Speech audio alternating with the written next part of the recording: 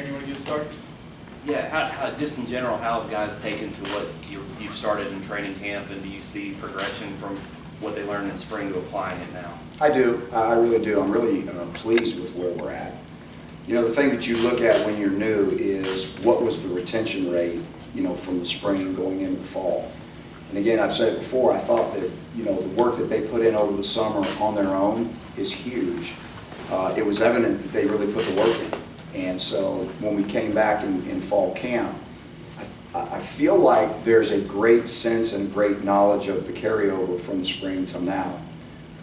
It's been pretty evident. You know, we still are not full throttle in terms of the total installation of everything that we're doing. But that's kind of a day-by-day process in terms of where we are versus where we need to go. So sometimes we move ahead a little bit and we realize, hey, we need to go back and clean some things up and make some, you know, finer detailed points before we move to the next thing. So that's kind of, again, a daily kind of evaluation process. But overall, very pleased with, you know, how they came back and the retention rate from the spring. How about how much percentage-wise would you say you have installed? I would say we're probably at the 80% range now, climbing our way up, but we're probably somewhere in the 80 to 85% range. So there's not a lot more in terms of installation, but we're definitely not there yet. How much have the guys that started this month, like Aaron, Crawford, Mike Hughes, how much have they caught up to where the guys that were here in the spring? You know, I'm really proud of those guys. This is it's just really a hard time for freshmen coming in, particularly if you didn't come in January, you know, and that's kind of, you know, kind of the way everything's, you know, is evolving now. But you use Aaron Crawford as an example and Mike Hughes as an example, who did come in a little bit early. But I think everything was moving very fast. I think they were a little bit big-eyed at first. I think what's happening now as this thing evolves is they start getting used to the speed of the game and the way it really is in college. And that window to kind of get used to that environment, it usually takes about 2 weeks. So I think the game is slowing down speed-wise for them now, getting used to, if you're a defensive lineman like Aaron, getting used to, you know, the size and speed of those guys. And then if you're a skill position player, the size and speed of the wideouts. That part's slowing down. I still think mentally, though, it really, really takes a while. Sometimes those guys don't fully get it till you get into the season. And, you know, that becomes the mental part of the game, which, as we all know, is a very critical piece of the puzzle. But very proud of how they're coming along. The thing that I like about our young guys that we just signed that came in here new is I love their competitive edge. I love their competitive edge. They will come out there every day and they will fight and claw and scratch to try to gain a position. And as a coach, when you're looking at a young guy, if that's not in place, they have no chance to play early. If that is in play and they're not afraid to get their hands dirty and compete, then the evolution of defense will come with knowledge of the game and things of that nature. So I'm very proud of our young guys because I don't think anybody came in here without the intention to really get on the field and play, and they're competing like that. Given where the starting point when you came here, what is the reasonable expectation as you go forward here this season, this first season? I don't know. You guys are going to write about it. You tell me. No, I mean, really, you know, everything that we talk about is the process of getting better every day. That's very cliche-ish, and I understand that. But there's 3 things that really stand out that we talk about on a daily basis for our guys, and it's true. It's not cliche. Number 1 is the accountability in your own box. It's the accountability of executing exactly what we're asking you to do, the way we're asking you to do it, on 70 different opportunities possibly in a game or more. Okay, that's the first thing, that's the first picture, mental picture we're trying to build with our guys. The second thing is trying to teach them the big picture of situational football.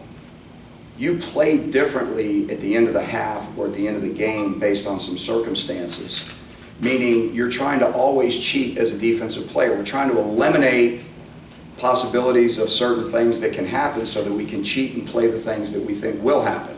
That's situational football. And so we're really spending a lot of time on that.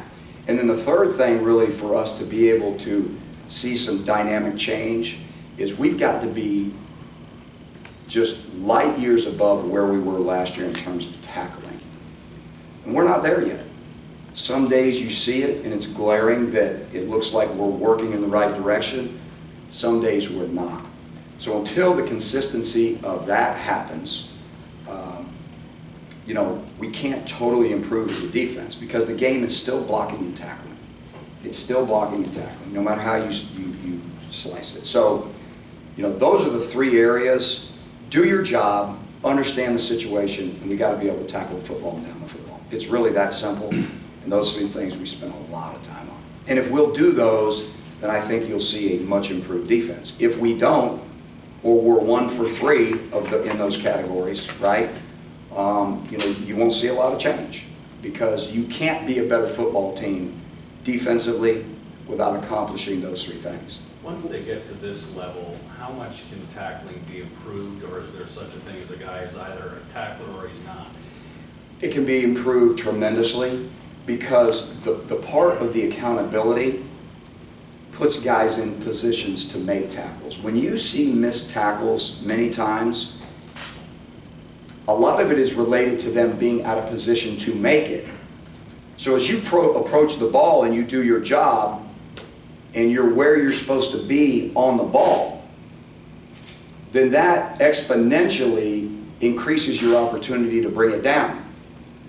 If you're late because your eyes were wrong or you're not doing or not being where we're asking you to be, then your chances of making the tackle exponentially go down because you're not in a position to do it. Now, through the bare eye, people are just going to look and say, oh, that guy missed the tackle, that guy missed the tackle. But when you go into the detail of where we're asking you to be, more than likely a high percentage of the time they weren't in the right position to make it, and that's why you see them miss it. So that's why it all ties together with the accountability of where we're asking you to get. Without making an assessment of the previous regime or anything, were you surprised that those fundamentals were at that level for an ACC team when you took over? I don't want to go down that path because, I don't know what was taught. I don't know, any of those things. Just in terms of the raw material? Like I said, we started from square A and we're trying to get to Z. And, it's like I tell the defense all the time. You're going to get whatever's important to you. That's like all of us, right? If it's not important to any of you to write a good story, you're not going to write one. If it's important to you to write a great story that's accurate, that's what you're going to do. So if that is important to us and we as coaches are presenting that information as being important, then we should be better at it. So I don't know all of the ifs, ands, and buts of how everything was presented and what and why. I just know that we're not there yet, but it is important to us, and we work it daily. This is kind of broad, but what do you want your defense to be known for? Physicality. Period. Because you can't win games. In this day and age, you can't win games saying that, we play X amount of spread offenses, so, we're going to finesse them and bring them down in space. No, that's part of being physical. That's part of putting yourself in the right spots. Everything in this game is about physicality. I have not ever been around a good defense that's not physical. Never. I've never been around a good defense that's not physical. Everything starts with the point of attacks up front. Everything starts with fits of the linebackers and where they're supposed to be. The safeties fit off those guys. And everybody's got to have a mentality of physicality. We point it out every day when it is, and we point it out every day when it isn't. And it either is or it isn't. Anybody can look at a film, and you don't have to be a football expert to know that we're playing physical or we're not. Is the line of scrimmage knocked back, or is the line of scrimmage being set? That starts to set the defense. So physicality, in my mind, is absolutely paramount if you're going to change the mentality of a defense. If it's more all about physicality and point of attack and things like that, how important is scheme? Because you've changed the scheme around. How important is that, and how different is this scheme from what they were playing for? Right. The scheme is very important, only from the sense of everybody knowing exactly where they're supposed to be. So the scheme is absolutely important. And it's about how you teach that scheme. So it's completely different from many things that they know, which is frankly where the challenge lies, right?